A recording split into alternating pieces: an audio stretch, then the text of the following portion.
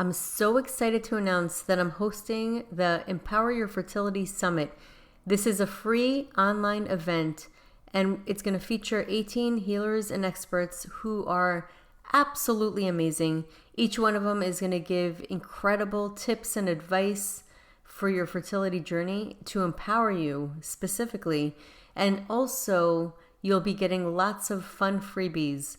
So be sure to register for this event, which will go live April 5th. But right now you can go ahead and start registering and put it on your calendar, because this is an event you will not want to miss, I promise. So in order to enroll, visit www.empoweryourfertility2021.com/enroll. I'm going to have this link in the episode notes so that you won't be able to miss it. And I'm so excited to see you guys there. Episode number 124 of the Wholesome Fertility Podcast. Welcome to the Wholesome Fertility Podcast. I'm Michelle, a fertility acupuncturist, here to provide you with resources on how to create a wholesome approach to your fertility journey.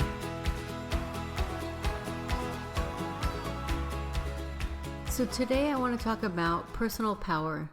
How do you get in touch with your personal power when you feel like the world around you is falling apart? I know that the fertility journey can feel like that oftentimes, and everything that you expected to happen isn't happening exactly how you wanted it to, and it feels like your reality is really being pulled apart.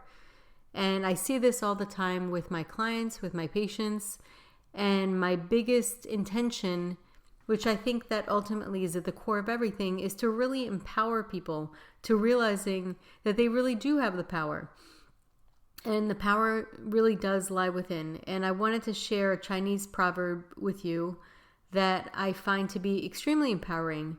And it goes like this: when the roots are deep, there is no reason to fear the wind. So what does that mean? When we have our roots and we provide ourselves and our life strength and sources of strength, then whatever comes our way, it's still going to be challenging. You know, life is challenging, and it's going to have, and the fertility journey is extremely challenging, and it still may even feel traumatic. But when you have your roots in place, and that can mean community, it can mean creating a practice to work on your mind and to work on feeling more grounded and centered, it's going to help you no matter what. That doesn't mean you're not going to sway and feel maybe a branch is going to fall, and you're going to have your challenges, but you're going to still feel rooted in some form. And what does it really mean to get in touch with your power? We are way more powerful, and I'm going to stick with this belief or knowing that we are more powerful than we realize as humans. We have been given a power that is far greater than we expect, and the power only increases by our imagination. So whatever we foresee our power to be, that is what it is. It's amazing how our imagination or the mind and our reality really expands to whatever it believes.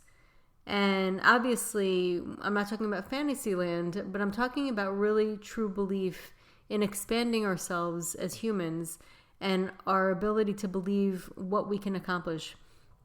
And a lot of times you see this just with anybody, with any individual. If they're convinced that they have barriers, then they don't push beyond those barriers. But when they realize that there is a possibility for a different reality, then that becomes more expansive. And that happens with science. Many times people believe whatever has been already acknowledged or proven. But what happens is once you prove something else, then the mind accepts that as real and allows for that to become a reality. And in order for any reality to happen, our minds need to be convinced. And we need to be convinced that we really do have that power. So whatever we believe, that's the container that's going to expand our consciousness. Our beliefs and our parameters and what we set for ourselves are the container. And it could be basically, the sky could be the limit on that. So how do we actually empower ourselves? How do we actually get to that point of empowering ourselves, especially when we're on the fertility journey?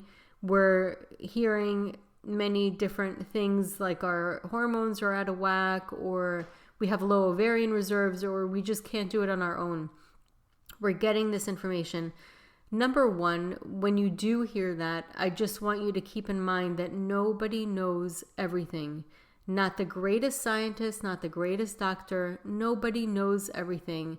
And everything is subject to being challenged. Because we know this. We know this throughout history, that we used to believe that the world was flat until we realized it wasn't. And there's so many different things that we discover every day. And just because people are so certain about it and they have incredible conviction does not mean that that's going to be a reality for you. I have seen miracles occur. Miracles. And that's why I feel so lucky to be doing this job, because I get to see that with my clients, with my patients, that they overcome the odds and they defy the odds. And so seeing, like we said before, seeing is believing, and that will convince the mind. I have realized that the sky is the limit, and we do have, our bodies are so powerful, and it can overcome so much. And I've seen miracles, and you know what? Miracles exist and really bad things exist. And I choose to believe in miracles. And I think that when you do make that decision, amazing things will start to show up in your life. And this is what this is all about. This episode is about empowering yourself to that possibility, because you really don't have much to lose when you allow yourself to believe. And so, number one, which is so important and empowering, is validation. So validating yourself where you are, no judgment. Wherever you are, that is where you are. It is what it is. So where are you in your process? Where are you in your emotions? Are you feeling angry? Are you feeling depressed? Be with yourself at that place. There's such power in validation. And that's why having a community and people to speak to that can validate where you are actually allows you to move forward from it. When you deny yourself of that validation of whatever you're going through, that's what keeps us stuck. A book that I love, I absolutely recommend, is called The Untethered Soul. And Michael Singer is the author. This book is just a life changer. And he talks about how we have blocks in our life and our emotions. And the reasons that blocks are there is because as humans, we resist what is. We resist pain or discomfort. So when certain triggers or things happen in our life, occur or come up, what we do is we tense up, we constrain, we kind of like block it, and we create that block and allow it to stay in our bodies rather than moving the way they want to move. And what happens is then it becomes like your personal emotional block, and whenever you have something in your life that reminds you of it, it's going to trigger that. And so right now, the fertility journey can be extremely traumatic. And so going through that, it could be very easy that people will actually do the same thing. They'll resist it. And a lot of people say that even after they overcome it, they still have almost like PTSD. It stays within their bodies because it's so traumatic. And the first thing that we want to do with that is hold it in place, not knowingly. We actually keep it in place and not allow it to move through because we resist it. And resisting is going to create blocks. And validating will allow us to move through it in a way that it doesn't stay in our bodies. And ultimately, how we feel really does impact our physiology. Whether we want to admit to it or not, it's just a reality. It really does impact the physiology. So it goes against what the goal is, which is to improve fertility, to improve hormone levels and everything. So it's kind of like a vicious cycle. So validating allows you to be where you're at. It allows you to speak your truth. It allows you to honor that truth. And if it means whatever it means, it doesn't matter. That is where you are right now. And so when you allow yourself that space to truly just be with it, whether it's journaling or speaking to people that you trust, and it has to be a safe space. Speaking to somebody that's not safe or is critical to you or will invalidate you or question what you're saying will have an adverse effect. So it's important to be able to be vulnerable in a place that's safe. So Resolve is a great organization. They do have communities and groups. So that's something that if you don't have a community right now that you trust or feel connected with, that's a great community. There's a lot of great communities actually out there for fertility, groups that you can find on Facebook. And I would check it, look around. Some places are also paid memberships or just free memberships. And when you actually go, definitely feel out the people, or even connect with one or two that you specifically connect with. Connecting with people that are going through the same thing is extremely healing, and there's power in stories. And also hearing really inspiring stories, it helps you. It validates also what you're going through so that you don't feel alone and you're not silent with your own pain. So validating is extremely, extremely important. And number 2 is allowing, being in the state of allowing. And that's pretty much Wu Wei. It's kind of like ebb and flow. If you look at martial arts, the way they're taught, some martial arts actually go with the flow. They don't resist. They learn to kind of go around it. And there's energy in that. It's going with the energy. And when you're moving with the flow, you're actually less likely to get injured physically and emotionally. And so there's something to that when you're actually going with that flow. So if you're feeling like crying, like cry fully. If you feel like laughing, laugh fully. Just whatever it is, feel it in its entirety. And when you're doing that, it actually allows more freedom in your energy meridians and your energy mentally, so that you're able to actually get more in tune with the vitality and freedom, like a liberation physically and mentally and spiritually. Allowing, being in the state of allowing. And that's how nature operates. That's how nature preserves itself. That's how nature repairs itself, in the state of allowing. So what can get you into the state of allowing? I know that we are conditioned to go, go, go. In modern day society, we actually get bonuses and are rewarded for doing and not listening to ourselves, kind of like going despite what our physical needs are.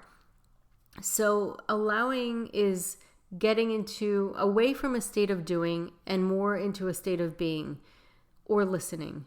And the best way to start doing that is to get into a state of receptivity. And the way to get into a state of receptivity, if you think about it, is listening. It's allowing information to come to you. It's being in a place of receiving. And one of the best ways to do that is literally just taking a few minutes. Obviously, I would always say meditation, but even getting into a state for 5 minutes where you're just listening to what your body feels like. And you're scanning your body mentally and checking in. And you can start from the bottom up, from the bottom of your feet up, or you can start from your crown, the top of your head, down. It really doesn't matter. But what you could do is just scan your body and check in. Say, what is going on with my body? What am I feeling right now? And you start to scan little by little, almost like a scanning machine, but it's your consciousness, it's your awareness. And you start to pay attention to it. And your mind might wander off and just kind of gently bring it back and start to feel, where am I feeling different things?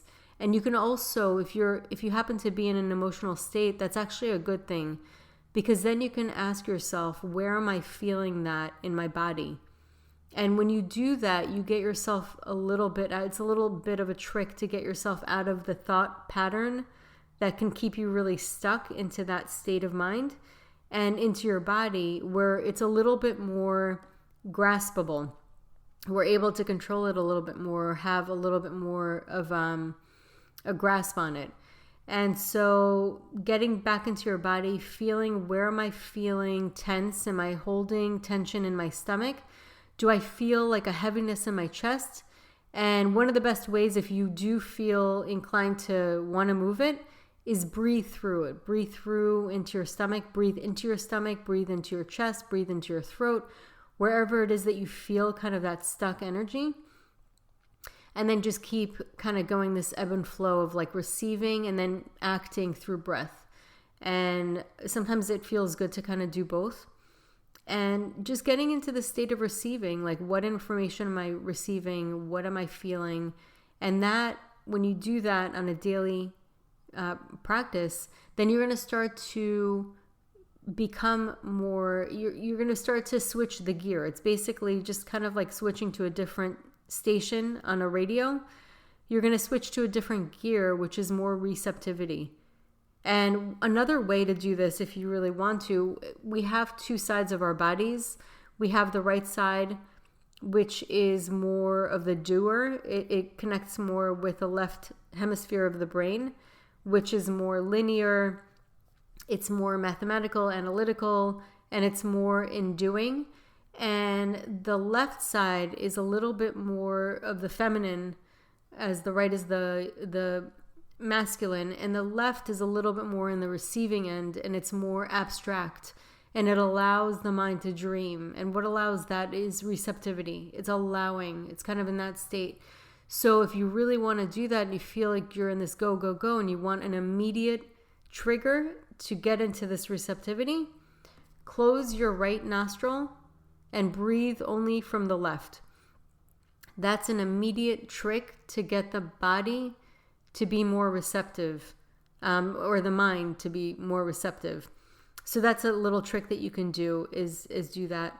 And you can breathe in from there and then kind of get into a little meditation or get quiet and be in a receptive state of listening. And so another person that I learned a lot from and used to read a lot of his books, and I just think he's absolutely an amazing spiritual teacher, is Eckhart Tolle. He's actually really influenced how I work with women on their fertility journey. It's really influenced my method, and also is very much in line with Wu Wei, which is effortless effort. And it's Eckhart Tolle. Eckhart Tolle, I find to be an incredible teacher. He's written books like The Power of Now and A New Earth. He's phenomenal. I mean, I just feel like he's so connected with truth, and what he teaches is really, really based in truth. And he talks about being in a surrendered state. And again, we're so conditioned that even the word surrender sounds like you're giving up. And that's not the case. What he's saying, what he says is that basically being in a surrendered state, you're actually leaning on this divine consciousness, like the consciousness that actually sees even more and can show you more and can open you to more and connect you to a much more conscious and intelligent consciousness that will actually allow things to become more alive and more open to possibilities that are aligned with who you are. And you become more aligned with the energy of the world. And there's something very miraculous that happens when you become aligned. Everything kind of falls into place and things become easier. I know this from my own personal experience, because when I started to meditate and get more in line, it was amazing, but the circumstances around my life started to change. And that's also the basis of the Ho'oponopono prayer. And it's a Hawaiian prayer that is said, and it's many different ways. It can be in different order, but basically it says, I'm sorry, please forgive me, thank you, I love you. And the idea really behind this is that when we see things happening in the world, happening in our lives, happening outside of us, it's really a connection of us internally. And so when we create a cleansing by saying that prayer, we create this state of surrender and cleansing, so that we are able to match up the frequency and affect the frequency of the energy that's outside of us. The reality basically that's showing up in our life is considered to be a reflection within. And when we realize that, we become more empowered, and then we don't become victims of our circumstance. We actually become co-creators with our destiny. And I find that to be so empowering. So when I started to meditate, what I was going to say before is I started to realize that things that were happening outside of my life became more smooth. I'd be able to, everything just kind of went more smooth. If I really wanted to do something, it was like the universe helped me out. And another book, I'm mentioning a lot of great books that have influenced my life, is The Alchemist. And I remember a quote there saying that if you're walking the walk of the heart, if you're on the path of the heart, the whole world conspires to help you. And so that's really, to me, that's really what alignment is. And it's interesting, so many wise people talk about it in many different ways. And so many traditions have talked about it for centuries. And there's so many different teachings and wise teachings that really lead to the same thing. They're just said a little differently. And so that's something that I find really interesting. So going back to Eckhart Tolle, he talks about being in a surrendered state. And that comes with a lot of trust. And so surrender may seem like a weak word, but it actually is extremely strong. It takes a lot of power and a lot of trust to get into a surrendered state. It takes a lot of strength and courage to surrender. Because at that point you're saying, I actually am surrendering to lean on the power of the universal energy that pretty much runs the show. And so allowing that, which is really how nature works. Nature works without fighting. And when it does, everything falls into place. Same thing with our bodies. Every single cell has DNA and it's already programmed. So if it does whatever it is effortlessly, it works beautifully. When it goes against that, you see it in things like cancer or other diseases, then you obviously start to get disease when you go against that nature. And so it's really about surrendering to your own nature, surrendering to your own alignment, and surrendering what is, and being in a state of receptivity so that you can become guided in your life. And I feel like that is the ultimate power. The ultimate power lies in surrender. And so allowing yourself to get into the state of surrendering, allowing yourself to get into a state of listening will actually empower you more than doing. And you will do. It's not that you're not going to do anything, but it's a combination, the yin and yang of doing. So being receptive when it's the right time and being active when it's the right time. And if you allow yourself that time to be receptive, you're actually going to have more power and more clarity when you are active. So this is something that is a beautiful way to really get inside of your own cycle, your own intention, your own intuition, and your own journey. So I had mentioned doing certain types of meditation to kind of tune in and to listen to yourself. Another thing that you can do is also journal, just releasing, validating, allowing yourself to connect with how you're feeling. But another thing that is amazing is just meditation. Meditation will get you to align. It almost is like a rubber band that snaps you back in. And it doesn't always feel like that. And sometimes it's painful because you feel your thoughts going round and round. But over time, it gets easier and easier. And you can either listen to your breath or pay attention to your body or repeat a mantra. So a mantra that I'm just going to share today, which I think is amazing, is I am. The I am meditation is extremely powerful, and people have mentioned incredible benefits and breakthroughs really from meditating I am. And basically that's all it is that you repeat in your mind, I am. So you could sit in a comfortable position with your hands facing up in a state of receptivity, again, going back to that, and paying attention first to your breath going in and out. So you're really centered with what is happening in your body right now, and you only breathe at the present moment. So when you're listening or paying attention to your breath, you become present. And your mind's going to wander back and forth, but you do that for a few minutes, and then slowly start to repeat in your mind, I am. And then you just continue doing it over and over again. And it doesn't have to be a specific rhythm. It could be actually sporadic, that comes in and out, in and out. And your mind may wander, and then you just keep gently bringing it back to the I am. And if you want, or your mind tends to kind of wander and think about multiple things at the same time, then I would say, think about I am and your breath at the same time. That's something that I do. If I find that I have so much attention going everywhere, that's a good way for me to really bring myself into this present moment, is almost take those two little branches and pay attention to my body and say I am at the same time. So you're really becoming focused and concentrated on the moment, because those are two things that are happening now. And doing that over and over again will start to rein in your monkey mind. Monkey mind basically is like the monkey on the tree. That's why they call it. That goes from one branch to the next, to the next, to the next. So the branches are like our thoughts, and our mind tends to be like monkey mind. It goes all over the place.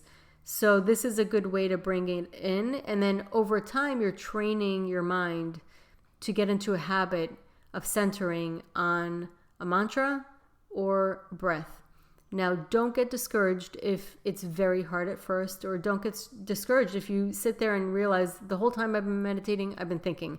That's totally normal. And you're not supposed to stop your thoughts. That's a common myth with meditation. You're not supposed to stop your thoughts. You actually just encourage your thoughts back to either a breath or a mantra, and it goes back and forth a lot. Just goes back and forth until it starts to get a little easier and easier and easier.